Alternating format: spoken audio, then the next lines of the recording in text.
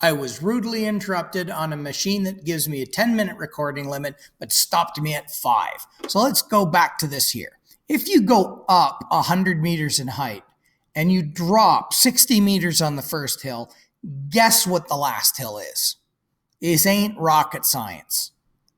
So if you have a 10-volt power supply and 2 identical light bulbs, then they're going to be 5 volts each to add up to the total. Now, the same circuit here, this is what it looks like as a schematic. Up the hill, through the gate, down the first slope, down the second. First slope, second slope. And we have Mr. Coulomb. Mr. Cool is prepared. He's got his arms in the brave pose that he's going to go running around this circuit. So a Coulomb of electrons go running around this circuit here, okay?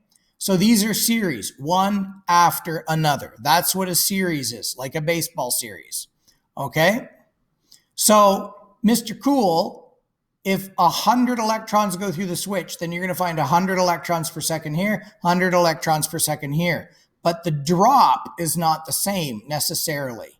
Now, on light bulbs, why on earth would you connect one light bulb of 1 wattage and put a different one in the other one? They're usually identical. So if this was a 9-volt battery, these would be 4.5 volts on each, but the current only has one path around the circuit. So you would count the identical number of Mr. Coulombs in each section of the circuit. But this is different. If this is the battery going up and the traffic splits, what characteristics do they share?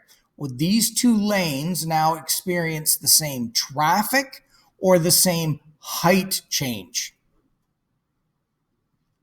So in a parallel circuit, which is this, the ski hill analogy is that. So did they share the same traffic or altitude? Well, let's figure if 100 people an hour are going up the staircase, then if 30 people an hour are going down this slope, then the other slope has got 70. But both ski hills went all the way from the top all the way to the bottom. So the voltage is the same on them, but the traffic adds up. So it's the flip version of this. Here, the current is the same, but the voltages must add up to the total, but not here.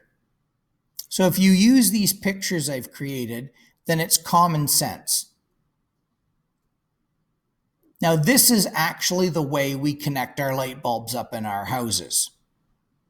And it's very easy to understand. And the reason I can tell you they're parallel is if I shut this light off, breaking the circuit here, does that light shut off? And the answer is no.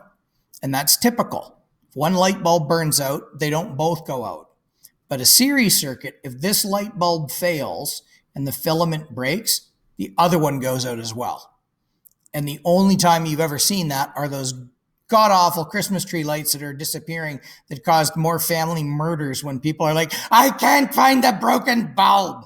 So this is what we do in the rooms. The teacher can shut off one bank of lights and leave the others on.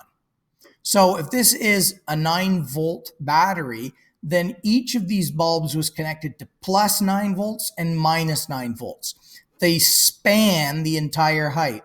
Just like this ski run goes from top to bottom, this one goes from top to bottom.